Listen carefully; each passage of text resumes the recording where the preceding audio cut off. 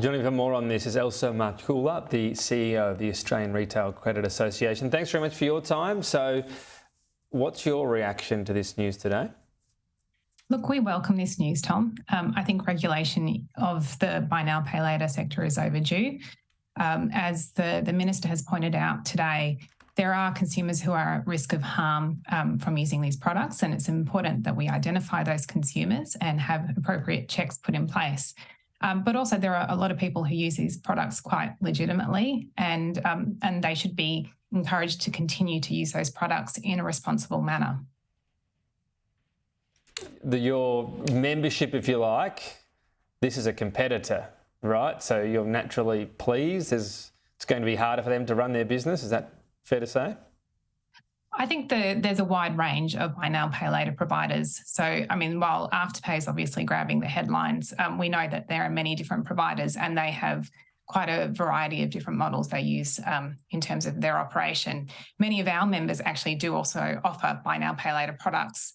And I know from talking to a lot of our members that they very much support this regulation. So I don't think it's about necessarily clamping down on competition, but it's just making sure that people are operating with a level playing field. So, you know, this regulation is really about recognising that this product is credit, just like your credit card, just like your personal loan, and it needs to be subject to the same regulations.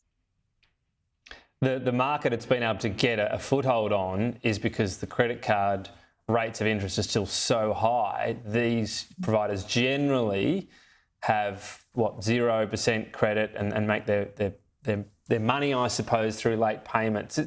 Is it fair to say this competition will shake things up? Because I haven't seen credit card fees drop all that much. Why do you think that is? I think credit cards still very much serve their purpose. And I think that's one of the things to bear in mind with buy now, pay later products. It's just a different offering. So for some people, credit cards work more effectively because it means you can have just a simple payment that's made once a month. That's a percentage of the actual overall product. Buy now, pay later can sometimes mean that there are, if anything, more stringent payment requirements because you have it all quite time sensitive. So you've got, however many payments over however many weeks. So I think it's about different products and encouraging innovation in different products. And look, we are very supportive of that. But ensuring that they are all subject to the same type of regulation is quite important. I guess the type of people, what research do we have on who generally has Afterpay?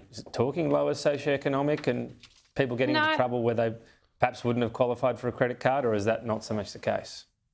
I don't think so. I think our research show, ARCA conducts research through Credit Smart. It's our consumer education website. And that research has actually shown that buy now, pay later products are incredibly prevalent. So we know that nearly 50% of all Australians have actually used some form of buy now, pay later product. So it's not just people who might be, a lower socioeconomic consumer, but it could just be your ordinary consumer who's quite adept at using this product and enjoys the technology that's on offer that may not be, present with their traditional credit providers.